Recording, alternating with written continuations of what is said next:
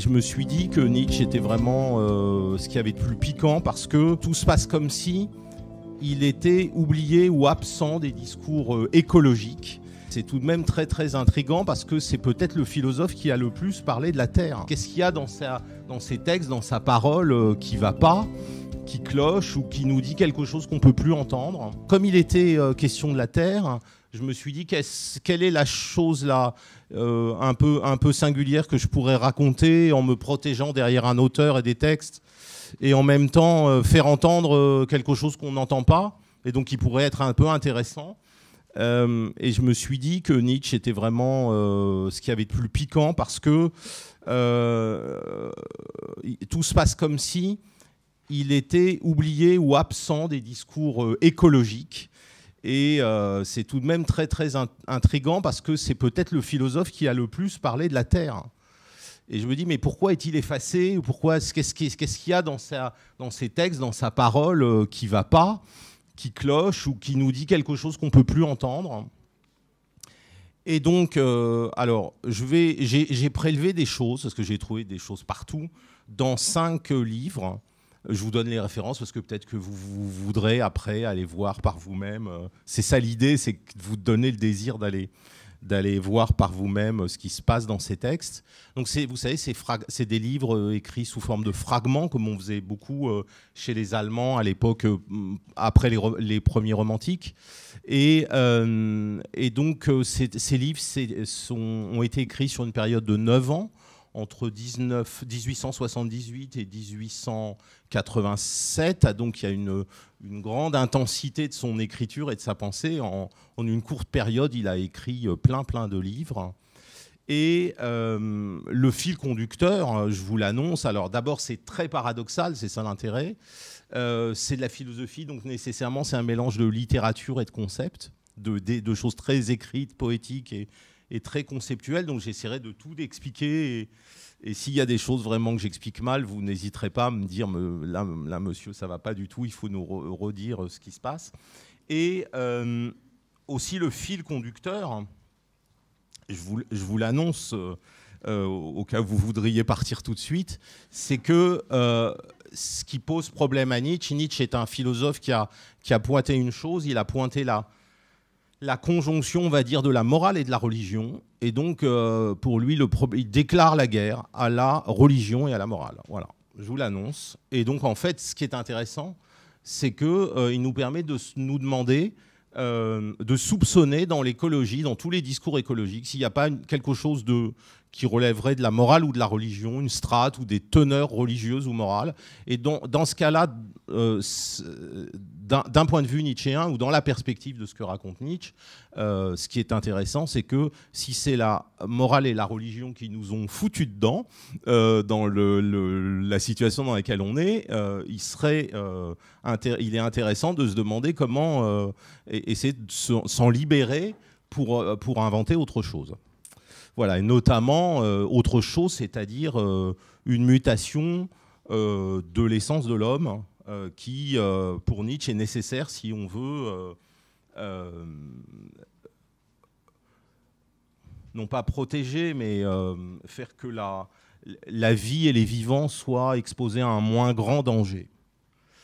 Alors, pour commencer, avant de commencer, j'espère que ça ne vous inquiète pas trop ce que je viens de dire déjà, parce que vous allez voir, ça va être de pire en pire. Pour commencer, une toute petite chose, hein, une précaution oratoire. J'entends par terre ni la planète ni le monde. La planète, disons que c'est un concept astronomique ou scientifique qui est passé dans le langage courant et qui implique ou suppose qu'on regarde la Terre d'un peu haut. Le monde, c'est aussi un concept philosophique ou théologique qui suppose une certaine unité, une certaine totalité de sens ou de destination. Et une des choses que nous permet de comprendre Nietzsche, c'est qu'il faut essayer de penser la Terre en elle-même. En philosophie, on a un petit mot technique pour dire ça. On appelle ça immanent. Ça veut dire sur le même plan. il faut se mettre sur le même plan que la Terre. Alors, la Terre, chez Nietzsche, c'est pas seulement la Terre au sens de l'humus, c'est-à-dire du terreau, c'est aussi le ciel et la mer. C'est une constellation, si vous voulez. Alors, en 1878, on va commencer par le premier livre, Humain, trop humain, qui est un livre qui a été écrit de manière ironique, qui a été adressé en hommage à Voltaire. Il y a un aphorisme, alors j'en ai trouvé un premier, qui est l'aphorisme 111, et qui s'intitule, les aphorismes ont des titres, parfois des titres, « Origine du culte religieux ». Alors on se dit, mais quel rapport avec la Terre que la question de savoir d'où sort le culte religieux. Et dans cet aphorisme, il est question de la Terre, du ciel, des saisons, du soleil, de la pluie, et donc de ce qu'on appelle aujourd'hui le climat. Et il est question, surtout, je vais vous lire des phrases, et je vais rêvasser autour, des temps où la vie religieuse fleurissait le plus fort. Donc vous voyez, même la vie religieuse, elle est comparée à un vivant, et à un vivant, comment dire, à une fleur. Donc à quelque chose qui est pris finalement, qui est une excroissance de la Terre, qui a la Terre pour condition. Et en fait, il s'agit pour Nietzsche de s'intéresser à la naissance des religions, mais avant les religions dites monothéistes. Donc c'est la prolifération des cultes religieux dans l'ancienne Mésopotamie. Et Nietzsche écrit la chose suivante. Il dit, pour nous modernes, donc nous modernes, c'est-à-dire allemands du 19e siècle, les portes de la vie religieuse, donc de la vie religieuse telle qu'elle était pratiquée en Mésopotamie avant les monothéismes, et donc elle était à cette époque florissante, nous sont fermées une fois pour toutes. Donc ça veut dire qu'il y a quelque chose là-dedans qu'on peut plus comprendre, avec quoi on peut plus avoir de rapport. C'est-à-dire l'origine du culte religieux, c'est-à-dire la question de savoir pourquoi nous, êtres vivants, humains, qui sommes des animaux singuliers, on a du mal à se passer de religion. Enfin, beaucoup d'entre nous ont du mal à se passer de religion pour vivre. Et donc les temps ont tourné et ont refermé ces portes de la vie religieuse, si bien que les modernes, c'est-à-dire nous, on est post-modernes, ne peuvent plus comprendre cette floraison de culte religieux, c'est-à-dire cette croissance de la vie religieuse qui a été le creuset des religions dites monothéistes. Et là, vous voyez, vraiment, j'insiste sur le fait qu'il y a une métaphore florale ou végétale qui permet de comprendre que les religions, telles que Nietzsche les pense, sont aussi issues de la Terre.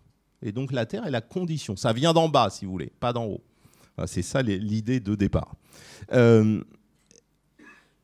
Et donc la floraison des religions, à l'époque de la Mésopotamie, avant les monothéismes, a donc laissé place à un mouvement inverse de défloraison et d'étiolement. Cette métaphore végétale, elle nous permet à la fois de comprendre que Nietzsche pense la religion comme une manifestation, un symptôme de la vie, et en même temps, il pense qu'il y a eu un tournant dans le temps.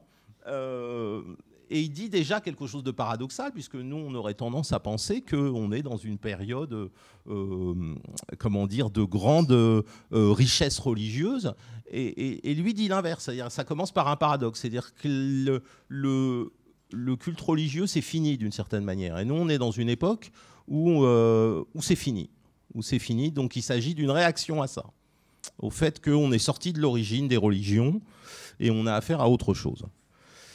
Et donc, il explique que cette floraison de culte religieux sur Terre s'est fermée aux modernes parce que, à cause de quelque chose qui caractérisait ce moment historique et donc aussi biologique, qui était, dit-il, l'ignorance des lois naturelles. Donc, je cite toujours l'aphorisme 111 de Humain, trop humain.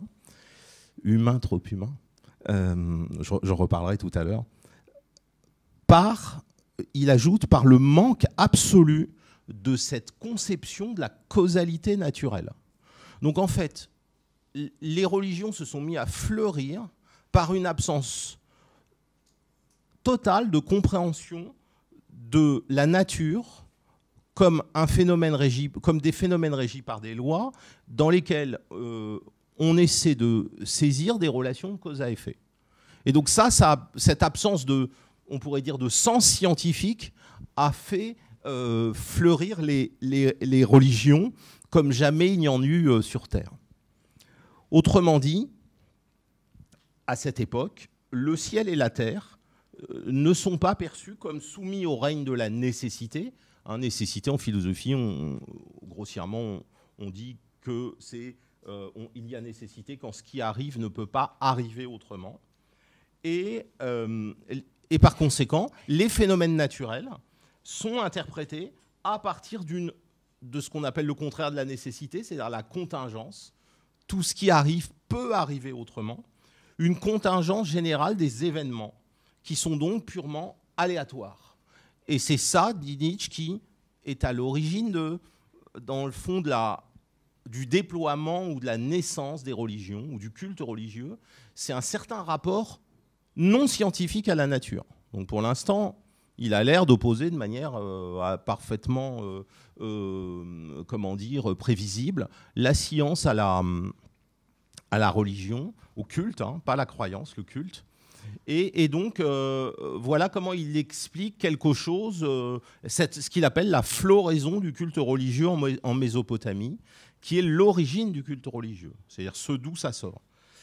Et il en va de même, ajoute-t-il, non seulement des phénomènes naturels, mais à l'intérieur des phénomènes naturels, de tous les mécanismes de maladie ou de mort. Donc tous les phénomènes du vivant sont interprétés en l'absence d'idées ou de concepts de cause ou de causalité naturelle.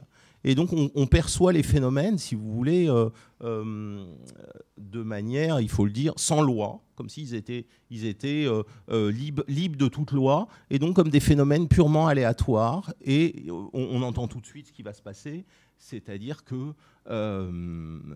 l'idée sous-jacente, c'est que les vivants humains ont une perception magique des phénomènes.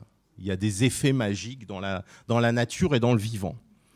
Et vous comprenez immédiatement, dès ce premier aphorisme que j'ai choisi, issu d'un des premiers grands livres de Nietzsche, que c'est le sens de la terre et de la vie qui sont comprises en dehors de toute loi et interprétées donc sans ce concept de causalité ou de développement naturel, qui est, dit Nietzsche, à l'origine du culte religieux des divinités. Donc les vivants humains pensent qu'il y a des divinités qui peuplent la nature et qui donc ont une influence ou des effets magiques sur la terre et sur les vivants. Alors, vous allez me dire, mais pourquoi vous partez de cette chose-là ? Parce que, comme je vous l'ai annoncé, je vais essayer de suivre à la trace plusieurs textes où Nietzsche pense, je vous le dis tout de suite, ce qui pourrait être apparenté à une grande écologie, c'est-à-dire une écologie non pas politique ou politicienne ou pragmatique ou étatique, mais une écologie à la mesure de la Terre, comme si c'était la Terre qui nous expliquait ce que c'était que l'écologie. Voilà, c'est ça que cherche Nietzsche. Et il cherche et ce qui va se dessiner au fur et à mesure de la lecture de ces textes, quand on va avancer de l'un à l'autre et que les choses vont se compliquer, il va se contredire. On va comprendre que certaines choses qu'il disait dans des premiers livres étaient ironiques et donc il s'agissait d'y penser autre chose. En fait, je vous rappelle que le fil conducteur, c'est que pour atteindre cette grande écologie à la mesure de la Terre, où c'est finalement la Terre qui nous instruit, qui nous apprend cette grande écologie, il faut, dit Nietzsche, délier ou libérer le rapport à la terre, à la nature, à la vie, de la religion et de la morale. Et vous allez voir pourquoi, puisque les textes vont devenir de plus en plus, je vous l'annonce tout de suite, violents, polémiques, puisqu'il s'agit de déclarer la guerre. Il s'agit d'une guerre. Donc c'est ce que je disais à mes amis au début, j'ai laissé la porte ouverte pour m'exfiltrer s'il y avait la moindre révolte. Mais je me cache derrière Nietzsche, donc voilà. Si vous voulez vous en prendre à lui, on va faire une petite statue. Alors, voilà le début. Ce qui est tout à fait étonnant dans ce texte, donc aphorisme 111, c'est qu'il commence à parler des Grecs qui ont été, pour tous les Allemands de son époque, des modèles tellement immenses qu'ils en devenaient écrasants, hein, des modèles de ce que les Allemands voulaient imiter, parce que les Allemands voulaient être le sens de la terre, hein, et du sens. Et donc, il prenait les Grecs pour modèle. Et là, Nietzsche commence à s'intéresser aux Grecs. C'est le premier moment où, dans l'histoire de l'origine de la religion, il y a quelque chose qui tourne et qui fait qu'on n'est plus dans cette origine mésopotamienne où on a un rapport magique à la nature et à la vie et à la mort. Et donc, les Grecs, dit Nietzsche, ils interprètent la nature, et donc les phénomènes aussi, les phénomènes du vivant, et surtout la Terre, ne l'oublions pas, puisque c'est notre sujet, à partir d'une divinité surpuissante, Moira, dont Nietzsche dit qu'elle... Moira, c'est la nécessité ou la fatalité, donc vous voyez, on retrouve cette idée. Et il dit, même chez les Grecs, même les dieux étaient soumis à son règne, au règne de Moira. C'est toujours l'aphorisme 111. Donc en fait, dans la pensée grecque, il y a une rationalité qui se met en place, qui est déjà le début de la fin de quoi ? De la floraison des cultes religieux. Parce que les Grecs ont introduit à la naissance de ce qu'on a appelé, avec un mot grec, Europe, qui est le nom, comme vous savez, d'une divinité. Ils ont introduit quelque chose, une divinité qui rompait avec ce rapport magique et irrationnel à la nature. Donc c'est l'idée que la Terre, hein, elle est finalement soumise au règne du destin de Moira, devant laquelle même les autres dieux, tous les dieux de l'Olympe, sont impuissants, ils sont soumis, ils lui obéissent. Ils obéissent à Moira. Donc ils sont vraiment, même les dieux grecs sont finalement ont une perception de la causalité de la naturelle et du fait que la nature, elle est régie par des lois. Voilà. Ça, c'est le premier aphorisme. Déjà, on en apprend beaucoup, hein. Et j'ai sélectionné que... Je n'ai commenté que 2-3 lignes. Dans le même livre, donc Humain, trop humain, 1878, il y a un aphorisme plus lointain, un peu plus loin dans le livre, qui est l'aphorisme 245, qui s'intitule « Fonte de la civilisation ». Alors, j'ai cherché le mot allemand, c'est un peu curieux. Je me suis demandé si c'était une fonte au sens de la fonte des glaces ou s'il s'agissait de faire fondre ensemble au sens du forgeron. Et alors, dans ce texte, Nietzsche commence à être odieux, comme à son habitude, et il distingue la conscience noble de la conscience qu'il appelle vile, c'est-à-dire basse, ou servile. Alors ça va être une grande question, vous allez voir, la question du haut et du bas. Et je vous dis tout de suite, pour qu'il n'y ait pas d'ambiguïté ou d'équivoque, il faut faire très attention parce que tous ces concepts chez Nietzsche, ils sont complètement ironiques. C'est-à-dire que est noble chez Nietzsche celui qui justement pense qu'il n'y a ni haut ni bas et ni droite ni gauche. C'est-à-dire le noble, c'est celui qui ne prend pas l'autre pour quelqu'un de bas. Voilà. Donc il distingue. Et alors qu'est-ce qu'il appelle vil ? Il appelle vil, il dit dans des livres plus tardifs, vous voyez, je suis obligé d'anticiper mon propos pour qu'il n'y ait pas d'équivoque, pour que vous puissiez continuer à écouter en vous disant non, ça n'est pas détestable, il s'agit d'une pensée paradoxale. Vil ou bas, non noble, c'est ceux qui pensent justement qu'ils sont au-dessus des autres. Donc c'est ceux qui pensent qu'il y a, donc vous voyez le paradoxe, hein, ceux qui pensent qu'il y a du noble et du vil ou du bas ou du servile, ce sont eux qui sont vil, servile, bas. Donc vous voyez le concept, ça veut dire qu'il invente un truc qui en même temps qui s'auto-détruit. Ça s'appelle, c'est une invention des Allemands romantiques. Ça s'appelle, ils ont un nom pour ça, les Allemands, les romantiques allemands. Hein, c'est dès 1796-1800, ils se mettent beaucoup à écrire comme ça. Ils appellent ça ironie. Alors évidemment, tous les textes, si les textes des Allemands du début du 19e siècle jusqu'à la fin sont très ironiques, ils deviennent très compliqués à lire parce que chaque concept ou langage ou système de langagier mis en place s'auto-détruit, donc il faut entendre qu'il s'agit de l'inverse. C'est tordu. Mais c'est pour ça qu'on les lit. Alors, donc, la conscience noble et la conscience vulgaire, servile. La conscience noble est libérée de ce que Nietzsche appelle, encore une chose difficile, les duretés, les violences les plus puissantes. Alors je cite un passage de l'aphorisme 245. Donc la conscience noble, déjà, vous entendez que c'est celle qui est libre. Ça va beaucoup revenir. Et je vous rappelle de quoi j'essaie de vous parler, de l'écologie, c'est-à-dire du sens de la Terre. Et ça va avoir un lien avec ce que Nietzsche appelle la conscience noble et libre. Libre des duretés, des violences les plus puissantes qui règnent sur Terre. Et de quoi s'agit-il? C'est quoi ces violences les plus puissantes et ces duretés, ces choses dures, dont la conscience noble est libérée, à la différence de la conscience vile, basse et esclave ou servile? Eh bien, c'est les liens entre homme et homme, peuple et peuple. Les liens.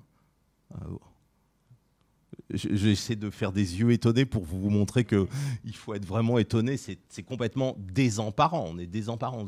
On se dit, mais c'est ça un grand philosophe. On se dit, mais de quoi parle-t-il?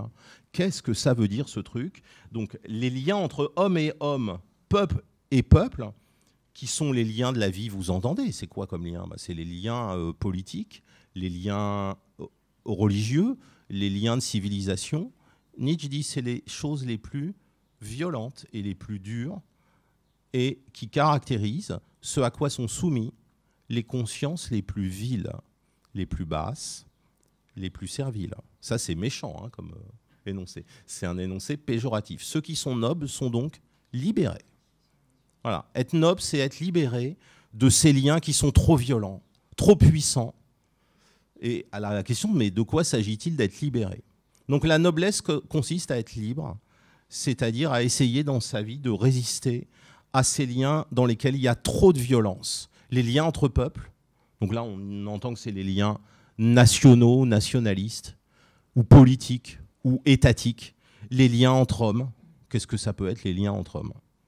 Donc il y a une espèce de, on entend tout de suite, de solitude très grande de ceux que Nietzsche appelle nobles, et je vous annonce tout de suite que c'est eux dont Nietzsche va dire qu'ils sont le sens de la Terre. C'est-à-dire que l'écologie, elle ne va pouvoir naître, l'écologie est la mesure de la Terre, qu'en enfantant ces hommes qui vont venir, peut-être, et toujours peut-être, peut-être reviendront-ils un jour et ils seront une humanité complètement autre, qu'on pourra nous-mêmes pas reconnaître, tellement elle sera autre, libérée des liens religieux et étatiques et nationalistes. Alors, et notamment libérée aussi de la perception magique de la nature et de la vie et de la santé et de la mort. Plus de rapport magique, c'est-à-dire la perception des lois qui régissent les phénomènes. Donc la conscience noble, c'est aussi la conscience claire et rationnelle. Ça veut dire aussi que la science n'est pas une religion. C'est ça aussi qui est important, parce que Nietzsche, alors je vous le dis en passant, il a beaucoup pensé que la religion moderne de son époque était en train de devenir la science elle-même. Il a essayé de montrer que la science était elle-même quelque chose à quoi on avait une relation religieuse, au sens où, au nom de la science, on commet des sacrifices. Voilà. Alors, la conscience noble, dit-il dans le même aphorisme, ça va, vous êtes encore à peu près tous là, donc c'est un test en fait, je vous mets à l'épreuve, c'est-à-dire plus vous tenez, plus je vais dire des choses horribles. Alors, chouette. La conscience noble, elle est libre au point où elle n'attend jamais aucun signe de tête de Dieu, dit Nietzsche. Elle n'attend pas que Dieu lui dise oui, vas-y. Donc elle n'attend pas que Dieu acquiesce. Elle est une conscience qui pense et qui vit librement sur Terre et le sens de la Terre, sans déléguer sa tête à un être. Alors Dieu, pour Nietzsche, il est, comme certains philosophes avant lui, il est transcendant. Donc transcendant, c'est le contraire d'immanent. Donc c'est-à-dire, il est, si vous voulez, il est dans une relation de verticalité à la Terre. Et donc vous entendez, je vous redis quelque chose que j'ai dit un peu différemment tout à l'heure. Noble est l'homme pour lequel, le vivant pour lequel il n'y a pas de transcendance. Il n'y a que de l'immanence. Ça veut dire quoi? Ça veut dire qu'on est tous profondément égaux. Profondément. Et vous allez voir pourquoi on l'est. Et c'est ça qui est l'homme le plus rare.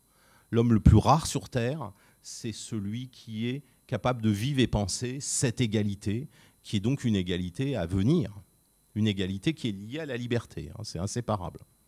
Et pour ça, on a 3 obstacles qui sont surpuissants et surviolents: les religions et les nationalismes et la politique.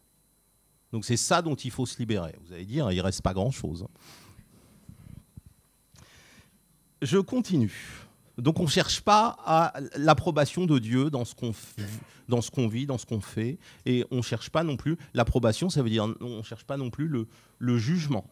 Qu'est-ce qu'il pense, comment il juge la chose, comment il l'interprète. Non, on est libre, ça veut dire on essaie, la chose la plus difficile pour un être vivant humain, on essaie de penser par soi-même. L'aphorisme 245, toujours le même, se termine par une phrase dense, elliptique et aussi énigmatique, c'est-à-dire un peu obscure. Et comme la plupart du temps chez Nietzsche, il y a beaucoup de phrases obscures, énigmatiques. Elle ouvre plutôt qu'elle ne conclut. Et cette dernière phrase, elle est effrayante. Et très curieusement, alors quand je l'ai lue, je l'ai écrite, j'ai essayé de la commenter. Et en fait, en relisant d'autres textes après, plus tardifs, cette phrase s'est rééclairée complètement autrement. Donc ça, c'est pour vous dire qu'il faut attendre pour avoir le sens des textes, il faut en lire d'autres. Ça se joue d'un texte à l'autre. Alors, la fin de l'aphorisme 245. Nietzsche dit « le gouvernement de la Terre ». Ah, on se dit, mais il est fou. Il vient de nous dire qu'il faut se libérer des religions et des liens entre hommes et hommes, peuple et les peuples. Et là, il nous parle du gouvernement de la Terre. On se dit, mais en fait, c'est un penseur impérialiste. Il veut qu'il y ait un empire sur Terre.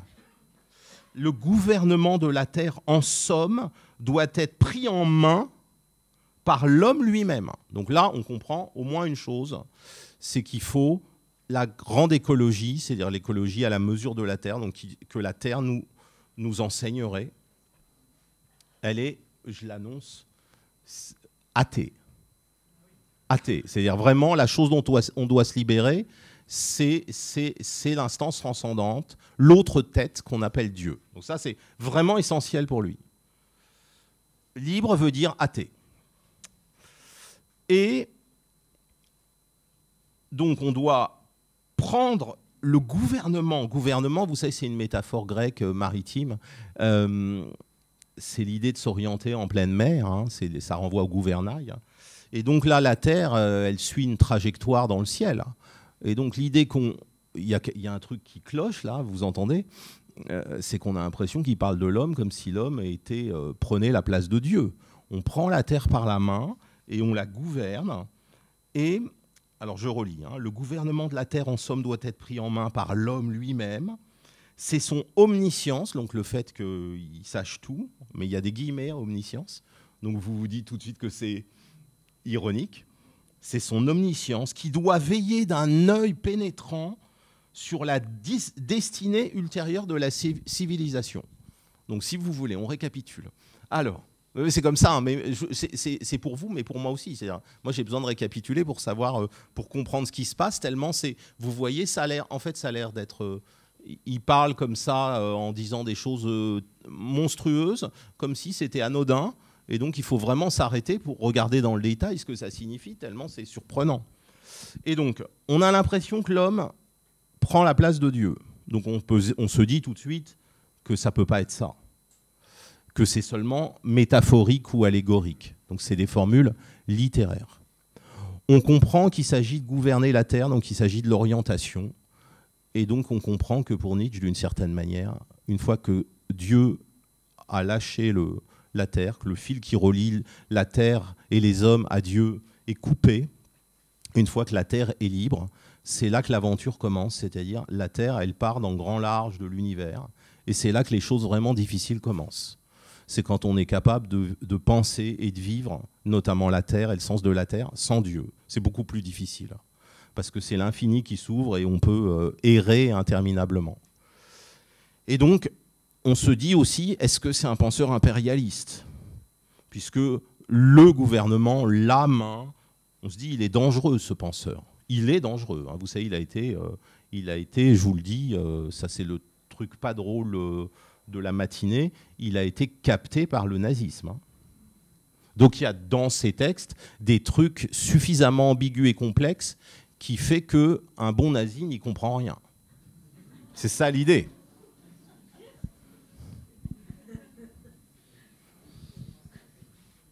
Et donc, j'essaie de continuer. J'en suis à page 6, j'en ai 24, donc on est parti pour quelques... c'est ça, on est parti en bateau pour quelques jours. J'imagine que vous allez tous poser plusieurs questions, j'espère. Donc on reste à Saint-Émilion jusqu'à l'année prochaine. Hein. L'idée, c'est de fêter le Nouvel An ensemble. Alors,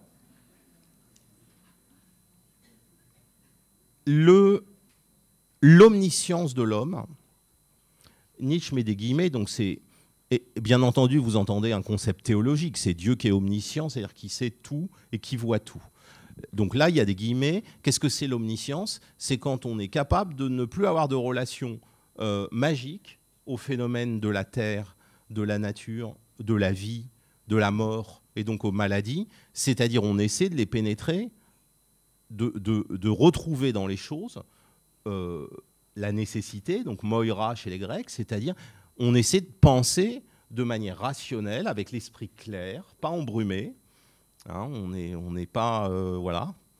On n'a pas bu de vin rouge le matin, on n'a pas l'esprit embrumé, on est rationnel, c'est-à-dire on recherche les causalités, la cause naturelle des phénomènes. Et donc on a, dit Nietzsche, vous voyez, un œil pénétrant.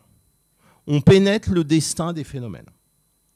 Et c'est ça dont il s'agit. Donc voilà notre tâche dans l'aphorisme 245, quand on a réussi à couper la terre de Dieu et qu'elle part, elle prend le large. Donc elle est dans un... Finalement, elle est exposée à une dérive interminable au milieu de l'univers. Et alors il y a une dernière chose, tout à fait intéressante. Je vous relis la phrase. Le gouvernement de la Terre, en somme, doit être pris en main par l'homme lui-même. C'est son omniscience qui doit veiller d'un œil pénétrant. Donc c'est avec notre tête qu'on doit veiller à la Terre, sur la destinée ultérieure de la civilisation. Donc là, il y a un élément nouveau, c'est que le destin de la Terre, c'est-à-dire, je répète toujours cette formule qui, pour l'instant, a l'air d'être une formule magique, la grande écologie, elle est liée à la question de la civilisation, c'est-à-dire de ce qui se passe quand la culture la plus haute, elle... comment on peut dire, elle devient strate de notre vie, de nos vies. Quand la culture s'enfonce dans nos vies, devient plus culture, mais devient quelque chose de le tissu de nos vies quotidiennes, Nietzsche appelle ça civilisation. Civilisation, c'est quand si vous voulez, quand la culture, ça devient le tissu de notre vie quotidienne. Quand c'est plus perçu comme, par exemple, quelque chose qui demande un travail intellectuel ou des choses comme ça. Vous voyez ? Donc, le sens de la Terre, c'est lié à la question de la civilisation chez Nietzsche. Donc, on se dit, oh là là là là là, il est très, très, très, très... Il n'est pas loin des nazis. Alors, continuons. Je vais essayer d'avancer un petit peu. Hein.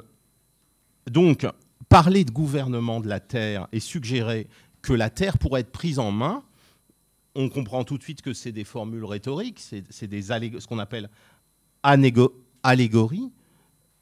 Ça signifie que la navigation de la Terre, son sens, son orientation, ne doivent être ni laissées ni abandonnées à un dieu. À part, s'il y en a un, c'est la déesse Moira. Ça, elle est intéressante. Autrement dit, le sens de la Terre et de la vie doivent être libérés, je vous le dis, chez Nietzsche, de quoi? Dans Humain trop humain, qui est le livre dédié à Voltaire, des erreurs de la religion, c'est-à-dire de la pensée magique, et affranchis de la violence des liens entre homme et homme, peuple et peuple. Et donc, à toutes ces conditions qui sont quand même très difficiles, parce qu'on n'est pas un seul homme, on est une multitude, surtout aujourd'hui, on est plus nombreux qu'à l'époque de Nietzsche, apprendre à veiller sur la civilisation. En ce sens, vous comprenez que la civilisation, elle ne relève pas, ce qu'il appelle civilisation, ça ne relève pas de la communauté, ça ne relève pas de la religion, et ça ne relève pas non plus de la nation, du nationalisme. Donc c'est très étrange comme manière de parler de la civilisation. C'est très étrange, surtout pour nous qui vivons en 2022. Et notamment, une des choses qui est essentielle pour Nietzsche, c'est que il a parlé, vous vous souvenez, de dureté et de violence. Il dit que c'est ce qu'il y a de plus dur et ce qu'il y a de plus violent dans les liens humains, les liens d'homme à homme et de peuple à peuple. Pourquoi dit-il ça? À quoi il fait allusion? On est en 1878 et il a été bouleversé par quelque chose. Il a été bouleversé, il a été infirmier, parce qu'il a d'énormes migraines, il ne pouvait pas être soldat. Il a été infirmier pendant la terrible guerre de 1870, la guerre franco-allemande. Et ça a été, pour lui, il l'a vécu comme une catastrophe. C'est-à-dire comme deux peuples européens qui se déciment, s'entretuent, et comme une véritable boucherie ignoble.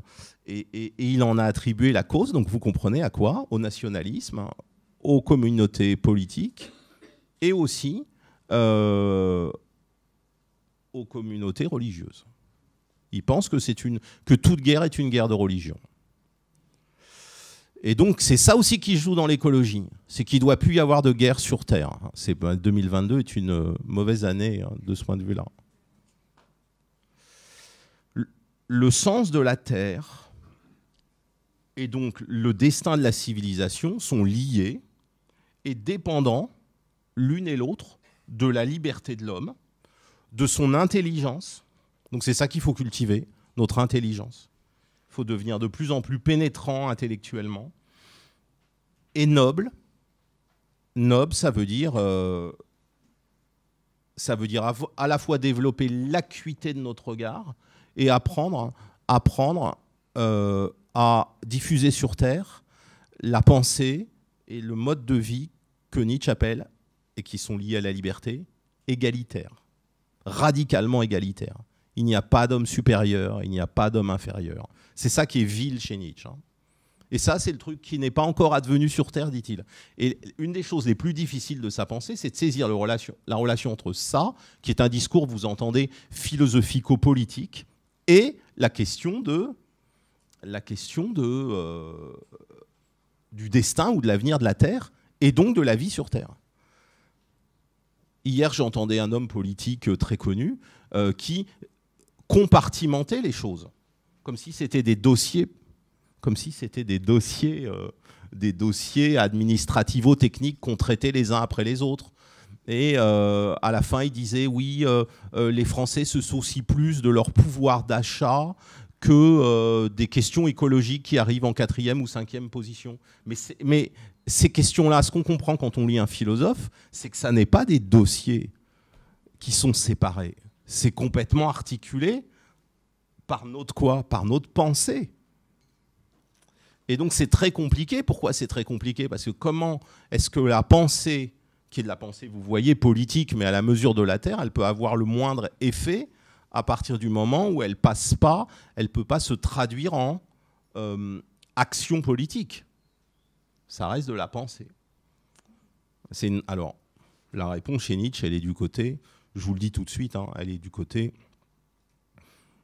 de l'éducation et de la culture. Justement, le truc dont plus personne parle. Surtout pas les politiques. Alors, peut-être que je vous propose une dernière chose. J'ai juste un dernier aphorisme à vous, entre guillemets, exposer, qui se trouve dans Humain trop humain. Ensuite, moi, je ferai une petite pause boisson eau. Et si vous voulez réagir, poser des questions, on peut tout à fait... j'ai prévu plein de choses, mais on peut tout à fait dériver ensemble. Donc l'homme, tel que Nietzsche le pense, qui est un homme à venir, qui n'est plus un homme, il va appeler ça, pour le distinguer de l'homme supérieur. L'homme supérieur, vous savez, c'est celui qui pense qu'il y a des hommes supérieurs et des hommes inférieurs. Les hommes supérieurs, c'est ceux qui roulent des mécaniques, qui s'y croient, qui croient qu'ils sont rois. Nietzsche va appeler cet homme noble, il va l'appeler, avec un concept hyper ironique, le surhumain. Le surhumain, sur ne veut certainement surtout pas dire supérieur. Sur, ça veut dire immanent, à la surface d'eux. On se dit, mais il est fou, pourquoi il dit un truc qui veut dire le contraire? Ça s'appelle un concept ironique, c'est-à-dire qui s'autodétruit. Qui s'autodétruit, pourquoi est-ce qu'un concept doit s'autodétruire? Pour une raison qui est très forte, c'est que ça veut dire que les concepts, ils doivent avoir le minimum de pouvoir. Voilà. C'est que la puissance des concepts, c'est la définition des mots philosophiques, si vous voulez, pour faire très élémentaire, doivent abandonner toute relation de pouvoir. Et donc les concepts, ils s'autodétruisent pour être sans pouvoir, parce que ce qui intéresse Nietzsche, c'est pas le pouvoir des mots, des concepts, c'est la puissance. Qu'est-ce que ça perce, qu'est-ce que ça crée? Et donc, les concepts sont ironiques, c'est-à-dire le surhumain, c'est pas l'homme supérieur, il est aux antipodes, c'est-à-dire il est à l'autre côté opposé de la Terre. Et je vous le dis tout de suite, si jamais on n'a pas le temps d'en parler, le surhumain, dit Nietzsche, qui est une forme d'homme qui n'est plus humaine et qui n'est pas encore advenue, qui est à venir. C'est ça, dit Nietzsche, le sens de la Terre. C'est le surhumain. Et donc il faut qu'on travaille tous à la naissance de cette chose énigmatique. J'avance. Cet homme noble pourra veiller sur la civilisation, vous vous en souvenez, prendre la terre par la main dans un signe d'amour et va-t-il dire plus tard, de fidélité à la terre. Pour cela, il doit, cet homme, mais il faut mettre des guillemets à homme, c'est homme, femme, enfant, animal, délier, voire trancher les liens des communautés, des religions, des nations. Donc on se dit, mais alors qu'est-ce qui reste? Où est-ce qu'on se trouve pour avancer dans le sens de la Terre? Et qui ne sont pas, elles, émancipées, c'est-à-dire libérées de la mainmise de la main qui correspond à la tête de Dieu. Ces deux aphorismes donc, que je viens de vous lire, 111, 245, vous voyez, ils sont vraiment loin l'un de l'autre, il doit y avoir plein de choses entre ces aphorismes. Ils résonnent avec un autre qui se trouve à la fin et qui s'appelle, alors c'est l'aphorisme 638, qui s'intitule « Le voyageur ». Et dans cet aphorisme, le voyageur, qui est un aphorisme magnifique, on comprend plus clairement comment Nietzsche entend la liberté de l'homme et le raisonnement qui naît, je vous rappelle, avec les Grecs, et qui doit aboutir, ce raisonnement qui est né avec les Grecs, à la formation et à la culture d'un œil. Il faut cultiver un œil pénétrant qui doit à la fois pénétrer le sens des phénomènes et en même temps veiller sur la civilisation de manière bienveillante pour la Terre. Alors je vous lis un bout de cet aphorisme 638, le voyageur. Donc le surhomme, c'est un voyageur. C'est pas un touriste, attention. Celui qui, ça y est, le micro se met à se révolter. Celui qui veut seulement, j'essaie de moduler ma voix parce que je sais quand on s'en rend pas compte quand on parle, mais quand on est dans le public, et que celui qui parle a tendance à gueuler parce qu'il se dit qu'il veut être entendu. En fait, c'est fatigant et parfois on entend mieux quand c'est murmuré. Alors, celui qui veut seulement, c'est un rapport avec Nietzsche évidemment, le fait de murmurer. Celui qui veut seulement, dans une certaine mesure, arriver à la liberté de la raison, n'a pas le droit pendant longtemps de se sentir sur terre autrement qu'en voyageur, et non pas même pour un voyage vers un but final.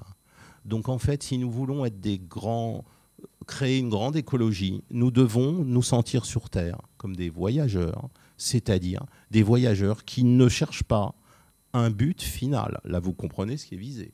c'est-à-dire justement ce qui nous intéresse. Alors j'avais intitulé mon petit exposé « Le sens insensé de la Terre ». Ça veut dire que le sens de la Terre, il est du côté de l'insensé. Et donc il faut apprendre à aimer, affirmer le caractère insensé de la vie et de la Terre, c'est-à-dire l'absence de but final. Le voyageur donc n'est pas, comme je vous l'ai dit, et ce n'était pas seulement une plaisanterie, le touriste, dont le rapport à la Terre, le touriste, est un rapport à la Terre, vous le savez, nous sommes tous touristes, hein, c'est une fatalité pour nous, modernes. Nous sommes touristes, c'est-à-dire que nous avons un rapport à la Terre comme marchandise équivalente. Hein, on va dans le même hôtel Ibis, que ce soit à Marrakech ou à n'importe où sur Terre, c'est le même. Et donc en fait, ce que nous apprend le tourisme, on mange la même chose, on dort de la même manière. Il faut évidemment avoir des conditions de vie qui nous le permettent, mais quand on est touriste, en fait, on s'aperçoit d'une chose terrible, c'est que le tourisme d'abord transforme un rapport à la Terre où tout est à la fois disponible, hein, utilisable. C'est ça le touriste, il doit pouvoir, le touriste, il serait inimaginable de ne pas avoir le code Wi-Fi dans sa chambre. Moi, je suis arrivé dans ma chambre ici à Saint-Émilion, je me suis dit, quel est le code Wi-Fi? Donc, le code de la Wi-Fi, ça, c'est le signe de quoi? On doit être connecté, c'est-à-dire tout doit être présent. Je dois pouvoir parler à mon ami qui est à New York, je dois pouvoir avoir les dernières infos. Voilà, je ne dis rien d'autre parce que je vais faire des mauvaises blagues. Et en même temps, tout est équivalent. C'est-à-dire on s'aperçoit avec le tourisme que, et pas seulement le tourisme, hein, le tourisme est un symptôme parmi d'autres de notre nouveau rapport au monde. Tout est disponible, ça c'est le résultat, j'ai envie de dire, de la technique. Tout est présent, disponible, présent. Une demi-seconde avant que ce soit présent. Ce matin, je me suis aperçu que j'avais une basket fendue. Une demi-seconde après, elle a été commandée. J'exagère à peine. Présent, ça doit être tout de suite, sous la main. Utilisable, ça c'est la technique. Et la deuxième chose, c'est valeur équivalente. Tout se vaut et est remplaçable infiniment. Donc plus rien n'a de valeur puisque, bien entendu, quand le principe mondial, c'est celui de l'équivalent généralisé, ça veut dire que tout ce qui est sur Terre et tout ce qui arrive est une marchandise, y compris d'abord nous-mêmes. Nous sommes des marchandises, comme vous le savez. Par exemple, nous vendons notre force de travail, je ne vais pas vous faire le discours marxiste. Donc le capital, la technique, ça fait qu'on est des touristes. Et donc, on dévaste la Terre. On la dévaste comment? On la dévaste du point de vue de quoi? De notre rapport à la pensée. Et donc, le voyageur, lui, il est aux antipodes de ça. Donc vous voyez, il n'est pas près d'arriver. Le voyageur est de plus en plus rare. C'est ça qui est encore plus fou dans la pensée de Nietzsche. C'est qu'en fait, il nous explique que ce qu'il y a de plus nécessaire, c'est ce qui est de plus en plus rare et qui a complètement disparu de la surface de la Terre.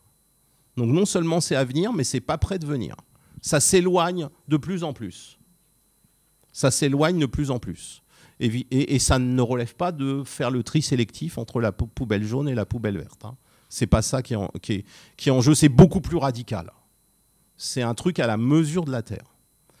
Apprendre à vivre sur Terre comme un voyageur, c'est-à-dire avoir ce rapport à la Terre où justement il n'y a pas de sens final de je vais revenir chez moi dans ma maison.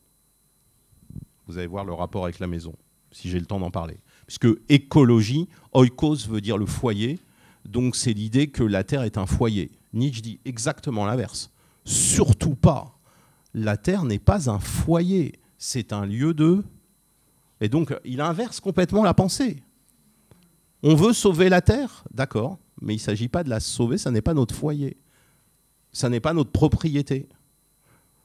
C'est un espace d'errance. Nous sommes des voyageurs. C'est complètement renversé, si vous voulez, comme pensée. Donc, on comprend pourquoi les écologistes et ceux qui pensent et qui parlent d'écologie ne peuvent pas citer Nietzsche. Parce que justement, par exemple, vous voyez... la racine oikos, qui veut dire foyer, elle est détruite. On n'est pas chez soi, on est à l'étranger partout. Vous allez me dire, mais pourquoi il dit ça? Et ça, c'est la condition de la liberté et de l'égalité. C'est étonnant, hein. C'est pas très à la mode. On ne se fait pas élire à une élection présidentielle avec un discours nietzschéen.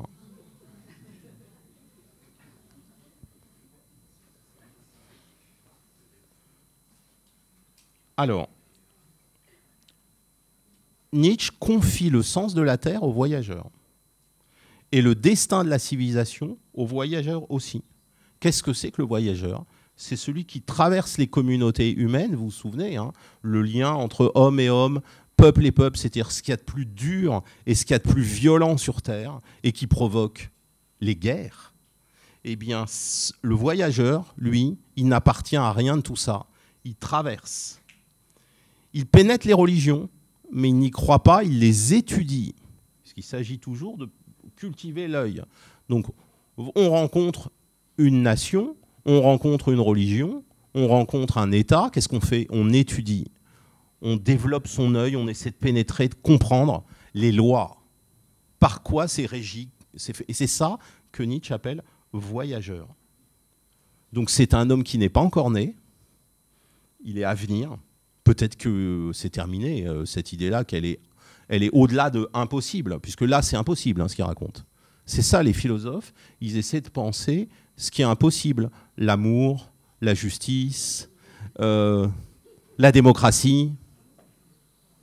On essaie de se mesurer à ce qui est possible que comme impossible.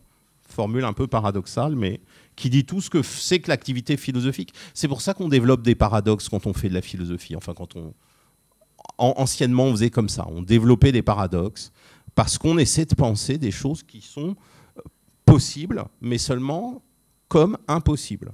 Sinon, ça ne nous intéresse pas.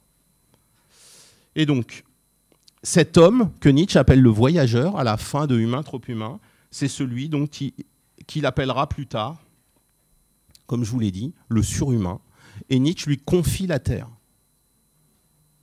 Vous allez dire, mais là, c'est complètement fou, parce que cette philosophie, elle ne peut pas donner lieu à une politique, elle ne peut pas donner lieu à un projet administrativo-technique, écologique, elle ne peut donner lieu, cette pensée, qu'à de la rêverie et de la littérature. Oui, c'est vrai, c'est mêlé à de la rêverie et de la littérature. Mais de la rêverie hyper savante, où il s'agit de faire valoir des choses quand même étonnantes et rares et paradoxales. La liberté, l'égalité radicale, le voyageur et pas le touriste. C'est quoi le voyageur? C'est celui qui est dégoûté par les nationalismes. Hein. C'est ça le voyageur. Hein. Si vous n'avez pas envie de vomir en entendant des discours nationalistes, vous n'êtes pas un voyageur au sens de Nietzsche, c'est-à-dire un surhumain. Pourquoi dégoûté? Parce que pour Nietzsche, ça a été la cause de la guerre. Et seulement celle de 1870, il n'a pas connu les suivantes. J'avance un petit peu. Donc, ce voyageur surhumain, il est noble, à la fois par sa liberté. La liberté, c'est ça qui est noble. Et sa solitude. Il y a une nécessité de la solitude. Vous allez me dire, mais comment on fait une politique à partir d'individus qui sont seuls? Et il est aussi remarquable, cet homme, qui n'est pas un homme, hein, qui est, je ne sais pas comment on peut appeler ça, hein, c'est un être surréaliste, hein, les surréalistes, vous savez, ils se sont servis de la racine sur, parce qu'ils étaient absolument passionnés par Nietzsche. Hein. Donc sur, ça ne veut pas dire sur au sens du ciel des idées chez Platon, c'est pas extraterrestre, hein, c'est l'inverse. C'est surterrestre. C'est reterrestré dans surréalisme. Surréaliste, surhumain. Et donc il est remarquable par le courage qu'il manifeste. C'est quoi son courage? C'est qu'il se sert de sa raison. Il ne la délègue pas. Et notamment, il pénètre les phénomènes. Par exemple, on est en 2022... allez, je vais faire de la provocation.